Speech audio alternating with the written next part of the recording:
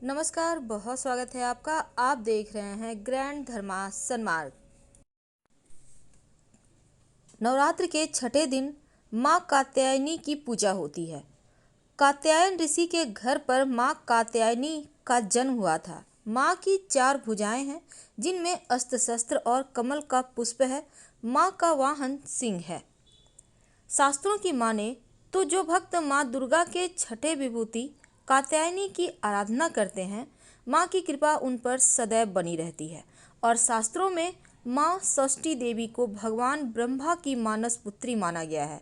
इन्हें ही माँ कात्यायनी भी कहा गया है, जिनकी पूजा नवरात्रि में छठे दिन होती है। ब्रजमंडल की अधिष्ठात्री देवी भी माँ को माना जाता है और कहा जाता है कि गोपिकाओं ने इन्हीं की पूजा की थी भगवान श्री कृष्ण को प्राप्त करने के लिए।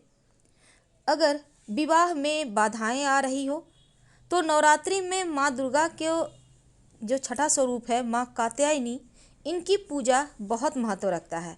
चाहे वैवाहिक जीवन की समस्या हो या विवाह की मुश्किलें हो। अगर विवाह हो ही नहीं पा रहा, तब ज्योतिष में बृहस्पति के साथ माँ का संबंध जोड़ा जाता है और माँ कात्यायनी की पूजा करने से आपका गुरु बेहतर होता है। माँ को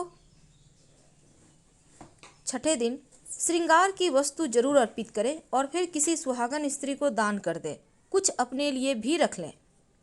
अगर शीघ्र विवाह करना चाहते हैं पर हो नहीं पा रहा, तब मन चाहे विवाह करने के लिए या फिर प्रेम विवाह करने के लिए या वैवाहिक जीवन की समस्या को दूर करने के लिए आप एक महाप्रयोग इस दिन जरूर कीजिएगा। अगर कुंडली में विवाह के योग कमजोर हों तो भी आपका विवाह जल्दी हो जाएगा इस महाप्रयोग को करने के बाद।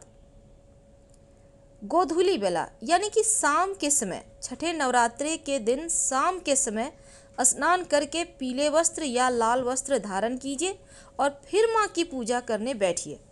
माँ को पीले पुष्प, फल, पीली मिठाई अर्पित करें और शहद का भोग माँ को लगाइए।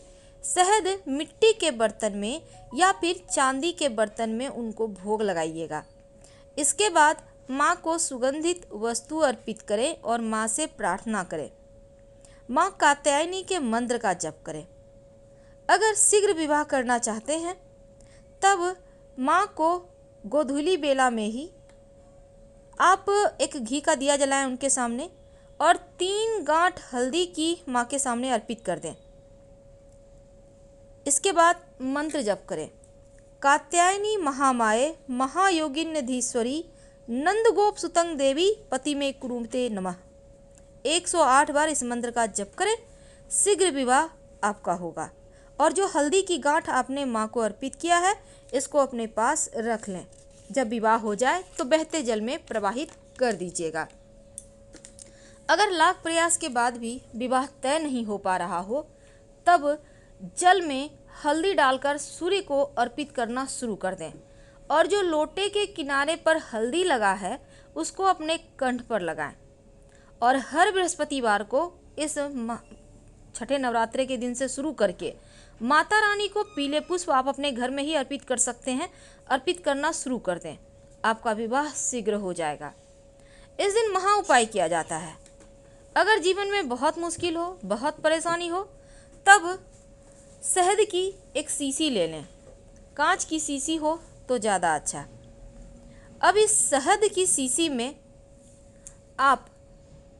आपकी जो भी कामना है, भोजपत्र पर अनार की कलम से अष्टगंध की स्याही के द्वारा लिखकर इस शीशी में डुबोकर रख दें, अच्छे से ढक्कन लगाकर। आपकी जो मनोकामना है अगले नवरात्र आते आते पूरी हो जाएगी। करके देखें। अगर विवाह में बहुत बाधा हो, तब आप माँ कात्यायनी की पूजा जरूर कीजिए और माँ को शहद का भोग लगाइए और ये शहद का प्रसाद के रूप में खाइए पूरे परिवार के साथ। माँ का मंत्र है ओम क्रीं कात्यायनी क्रीं नमः। ये शत्रु बाधा से मुक्ति दिलाता है ये मंत्र। एक बार फिर से सुन लें, ओम क्रीं कात्यायनी क्रीं नमः। अगर वैवाहिक जीवन में ज़्यादा मुश्किल हो, तब लाल और पीला रंग का कपड़ा ले लें। छोटे छोटे कपड़े ले लें, चुंदरी है छोटा तो दोनों ही ले सकते हैं। माँ को अर्पित कर दें। इसके बाद दोनों कपड़ों में 2 गांठ लगाकर आप अपने विवाह के वस्त्र में संभाल कर उसको रख दें। वैवाहिक जीवन की हर मुश्किलें समाप्त हो जाएगी। वैसे तो इस दिन सिद्ध कुंजिका स्तोत्र का भी आप पाठ कर सकते हैं। माँ कात्यायनी को हल्दी जरूर अर्पित करें और वैवाहिक जीवन की प्रॉब्लम अगर आपको बहुत परेशान करे तो आप माँ को सिंदूर अर्पित करें और इस सिंदूर को आप संभाल कर, जिससे आप रोज़ सिंदूर लगाती है, उसमें डाल लें या फिर इसी से आप रोज़ अपनी मांग भरें। आप चाहें तो रोज़ पहले माता रानी को सिंदूर लगाएं, फिर अपनी मांग भरें। आपकी उंगली में जो लगा रह गया है, इससे विवाह संबंधी बाधाएं समाप्त हो जाती है। अगर झगड़े, मुकदमे, वाद विवाद से आप परेशान हैं, मुश्किलें समाप्त नहीं हो रही, तब राम रक्षा स्तोत्र का पाठ करने से हर तरह की बाधाओं से मुक्ति मिलती है। अगर कोई मनोकामना है लंबे समय से पूरी नहीं हो पा रही, तब माता रानी के सामने, आपके घर के आसपास कहीं दुर्गा माँ का मंदिर है तो वहाँ पर जाइए, एक दिया जला दें और लाल मौली धागा अपने साथ लेकर जाइए। इस धागे को मनोकामना कहते हुए माता रानी के मंदिर में किसी भी पिलर जो होता है पाए, उसमें आप मनोकामना कहते हुए बांध सकते हैं। अगर पिलर नहीं है तब आप दरवाजे में, खिड़की में, ग्रिल होगा, जहाँ भी है आपको जगह मिले वहाँ पर आप बांध दीजिए और आपकी मनोकामना शीघ्र, अति शीघ्र पूरी हो जाएगी। जब मनोकामना पूरी हो जाए तब इस धागे को खोलकर बहते जल में प्रवाहित कर दें या मिट्टी में दबा दें। सबसे अंत में एक महा उपाय, माँ कात्यायनी की पूजा जब आप करेंगे तो एक बात याद रखिएगा कि आपको पीला या लाल वस्त्र पहनकर ही करना है और माँ को सुहाग की सामग्री जरूर अर्पित कीजिए। माँ के सामने बैठकर सिद्ध कुंजिका स्तोत्र का पाठ कर लीजिए तो अति उत्तम है। वैसे माँ का जो शुभ रंग है वो बैंगनी है। अगर स्वास्थ्य की बहुत ज़्यादा मुश्किल हो तब एक छोटा सा काम कीजिए, एक जटाधारी नारियल ले लें, यानी ऐसा नारियल लें जिसमें थोड़ा सा जटा लगा हुआ हो और अपने पहले तो माता रानी को अर्पित कर दें, उनको समर्पित करें, फिर अपने सिर से 7 बार उल्टा वार कर बहते जल में प्रवाहित कर दें और मंत्र बोले, रोग हराय नमः, ओम रोग हराय नमः, और फिर बिना पीछे मुड़े आप घर आ जाएं। अगर बहता जल ना मिले तो पीपल के नीचे रख दें या किसी पास के मंदिर में छोड़ाएं। स्वास्थ्य की मुश्किलें समाप्त हो जाती है।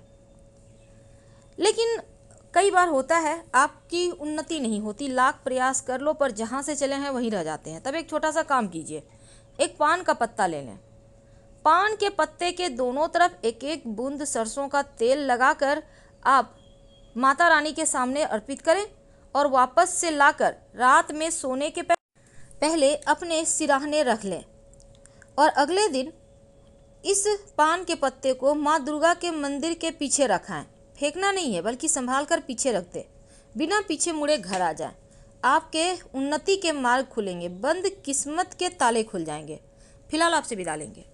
जानकारी अच्छी लगे तो लाइक कर सब्सक्राइब करें। हर हर महादेव। धन्यवाद।